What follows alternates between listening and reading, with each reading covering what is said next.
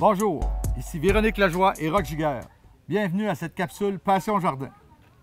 Alors aujourd'hui, Véronique, est-ce qu'on va parler de cet arbre-là? Pas nécessairement de celui-ci, mais tout de même, on fait la visite du jardin au domaine joli de Lobinière, puis on va vous présenter les nouveautés dans les arbres et arbustes pour la saison 2015.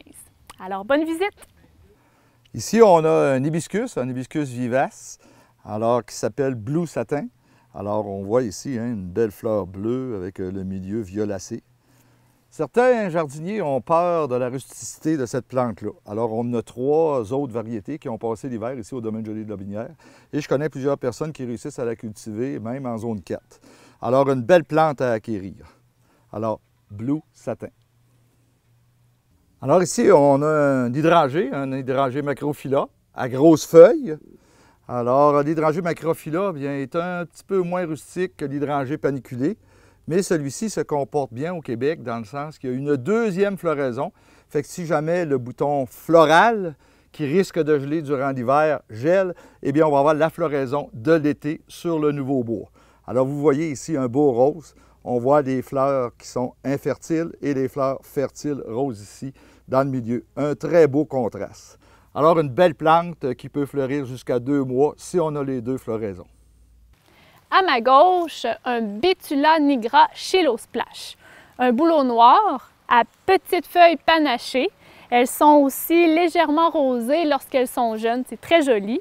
Puis en plus, c'est une très bonne alternative au bouleau que vous avez probablement sur vos terrains, car apparemment, la grille du bouleau ne serait pas intéressée. Maintenant, je vais vous montrer un bel arbuste. On me l'avait caché, vous voyez, on me l'avait mis en arrière des ricins. Alors, vous voyez ici un beau Sambucus racemosa Purple Tower. Alors, vous voyez bien que le nom du cultivar explique bien la forme de cet arbuste. Alors ici, il forme une espèce de colonne. Le feuillage est rougeâtre, très décoratif, et la floraison va être comme blanc rosé, qui crée un beau contraste. Alors, un magnifique arbuste pour les petits jardins. Alors ici, on a un magnifique hibiscus Cherry Cheesecake de la série sumérifique. Alors, on voit une belle fleur qui mesure environ 10 pouces de diamètre. On voit ici son intérieur très foncé, alors qui crée un beau contraste avec les pétales. Alors, bien entendu, cette belle plante, cette plante spectaculaire, est convenable pour les zones 5, alors est assez rustique dans ces endroits-là. Dans les zones 4B, 4, il faut une bonne couverture de neige. Mais ne vous découragez pas au printemps. Vous pensez peut-être que votre plante est morte, mais elle va probablement rejaillir. C'est qu'elle est très lente à refaire sa végétation au printemps. Un Buddleia, le Buzz Sky Blue, disponible au total en 4 belles couleurs. On l'appelle aussi un arbuste à papillons. Donc, si vous aimez les papillons, c'est un très bon investissement pour votre jardin. On le cultive comme une vivace, donc c'est-à-dire c'est une zone 4 et meilleure en zone 5. Donc, on attend au printemps pour faire la taille du feuillage mort. À ma gauche, on peut voir un beau petit rosier. Alors, on voit ici la forme très étalée. Alors, c'est un genre couvre-sol. Et on voit, c'est Coral Drift. Alors, on voit la belle couleur corail. Bien entendu, les fleurs sont petites, mais il fait une série de petites fleurs. Bien entendu, c'est sa première année de floraison, alors il va s'étendre encore plus pour créer une belle coloration en bordure de la plate-bande. Alors, voici ici, on voit un arbuste empoté. Ça nous montre qu'on peut cultiver un hydrangée, comme ici, en contenant. Alors, on voit ici, c'est Endless Summer Bloomstroke. Un magnifique hydrangée qui va fleurir sur le bois de l'année précédente et sur le bois de l'année. Donc, pour les endroits qui sont moins rustiques, on est certain d'avoir une floraison. Alors, une magnifique floraison bleuâtre. Voici le Rubus Perron noir.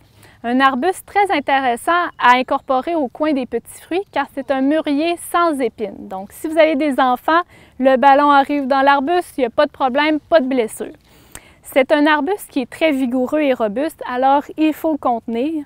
Puis, il va nous produire de merveilleuses petites baies, pas petites, je m'excuse, des baies de très gros format et sucrées à la fin août.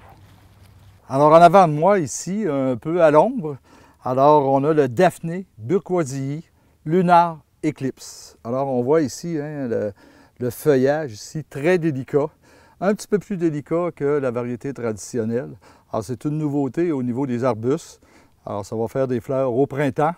Bien entendu, c'est un buisson qui peut être peut-être fragile dans la zone 4, mais en zone 5 va très bien. Et en zone 4, s'il y a de la neige, une bonne couverture de neige, on va avoir une belle floraison printanière. À cause de la grille du frêne, on est toujours à la recherche de petits arbres pour remplacer le frêne dans les milieux urbains ou dans les petits aménagements. En voici un, le liquide en barre Slender Silhouette.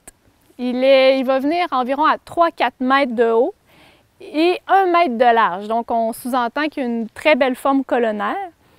On peut dire qu'il va résister jusqu'à des températures de moins 29 degrés Celsius. Donc, on suppose une zone 4B à 5. Puis, son intérêt, c'est vraiment ces couleurs automnales qui vont passer de jaune à rouge pourpre. Alors, on vous a montré quelques arbres et arbustes qui peuvent constituer l'ossature de votre jardin. Il faut bien y penser quand on place ces plantes-là dans notre jardin parce qu'ils vont devenir assez grosses puis ils sont là pour plusieurs années. Tout à fait. Alors, c'était Véronique Lajoie et Roch Giguère qui vous souhaitent un excellent jardinage.